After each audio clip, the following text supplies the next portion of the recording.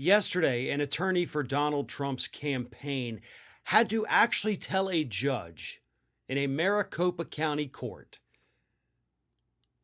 that they know they're filing a lot of fraudulent affidavits with the court with regards to voter fraud, but some of them may not be fraudulent. So, you got that going for you, which understandably the judge said that he found very concerning.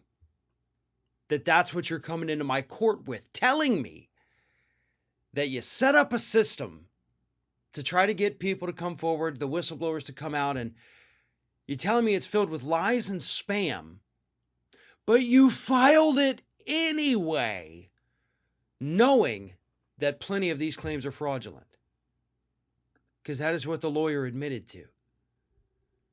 Because in the off chance some of them are correct, then maybe we've got a case and that lawyer won't lose their license over this. Do you understand, folks, what is happening? And by the way, same thing happened. This yesterday obviously was in Maricopa County. So we're in Arizona yesterday, which was now being officially called for Biden. Happened the day before, almost exact same thing happened at a court in Pennsylvania where a different Trump attorney had to go into court and say, listen, we're doing this in good faith. If there's fraudulent affidavits in here, then, we didn't do it on purpose. So I guess the guy in Maricopa is like, listen, yeah, we did it on purpose, but that's because there may be some non-fraud in there. Like in just 24 hours, they actually switched from being like, hey, if there's fraud, it's an accident. And now the argument is, hey, if there's truth, that's pretty badass, right? That is how ridiculous these legal challenges are. We know there is no fraud. Investigations have showed us there is no fraud. Secretaries of State, both Democratic and Republicans, have told us that there is no instance of fraud. But these lawyers are knowingly filing these lawsuits based on fraudulent and phony information, and they do stand to lose their legal licenses because of it. Why? Because if you lay down with Donald Trump, bad things are gonna happen. And I know that the paychecks looked really, really enticing to these lawyers. I'm sure they did, right? But eventually, everything comes due.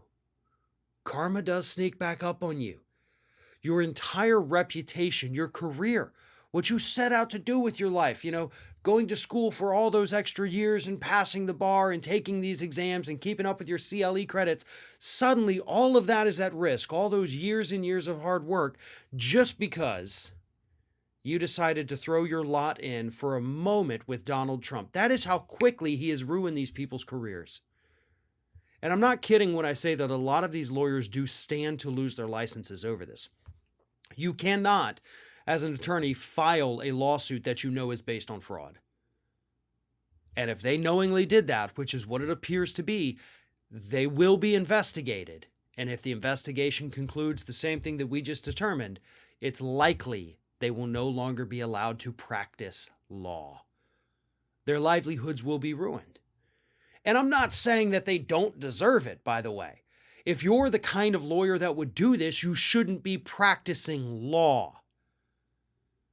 But given the desperate nature of Donald Trump, I'm sure that's probably the only kind of lawyer he could find to represent him.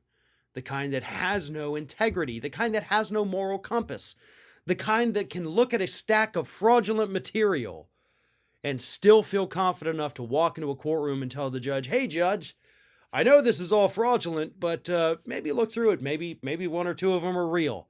That's how law works, right? We're talking about the Lionel Hutz version of campaign attorneys is what Donald Trump is working with here. And it is ending exactly as you would expect it to. One of today's video sponsors is Privacy, and right now they have a wonderful offer for all of our Ring of Fire viewers. Go to privacy.com/ROF. Sign up for your Privacy account and you will receive $5. Privacy.com, their service is absolutely one of the most vital in an online world today, especially During the pandemic, everyone is encouraged to stay home, so we're ordering more things online. And so your bank account information is more vulnerable than ever. Privacy gives you security. This is a product that I use all of the time, and here's why. If you have ever had your bank account information stolen, if it's been part of a data leak, that is a massive headache, trying to get your money back, trying to repair your credit. Privacy helps take away some of that concern.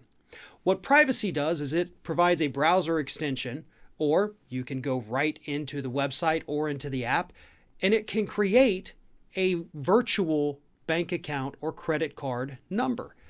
It can be a temporary number that only is used one time, or it can be merchant specific, meaning you can create a bank account card that only works for one particular website. So if that account happens to get hacked or has a massive data breach, that card number no longer works with any other website. That is how Privacy helps protect your bank account information in an increasingly insecure online world. So again, go to privacy.com/ROF. You get $5 free just for signing up. Or if you don't want to type it in, just click the link at the top of the video description below.